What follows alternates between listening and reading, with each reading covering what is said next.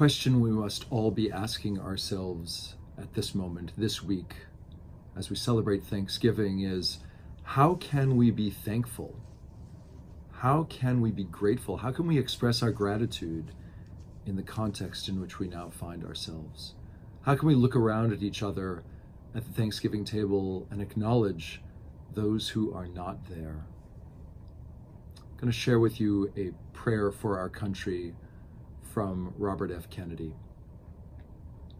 Let no one be discouraged by the belief that there is nothing one person can do against the enormous array of the world's ills, misery, ignorance, and violence.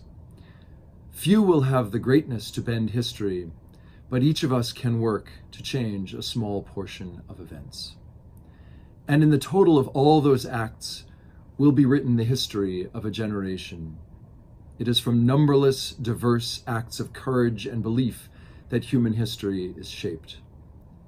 Each time a person stands up for an ideal, or acts to improve the lot of others, or strikes out against injustice, he or she sends a tiny ripple of hope. Crossing each other from a million different centers of energy and daring, those ripples can build a current which can sweep down the mightiest walls of oppression and resistance. So said Bobby Kennedy. Judaism teaches us to be grateful, that one of the essential values of Jewish life is to express gratitude on a daily basis, even a momentary basis, for what we have.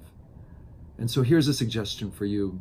When you gather with your loved ones on this Thanksgiving, even acknowledging our grief, even acknowledging that we are still in Shloshim, the 30 days of mourning following death, that we can look at each other and tell each other as individuals how we are grateful for each other.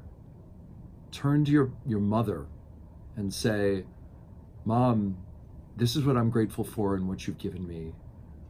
Do the same for your father and your siblings, your loved ones, your friends. Tell them what you're grateful for. Happy Thanksgiving. Shabbat Shalom.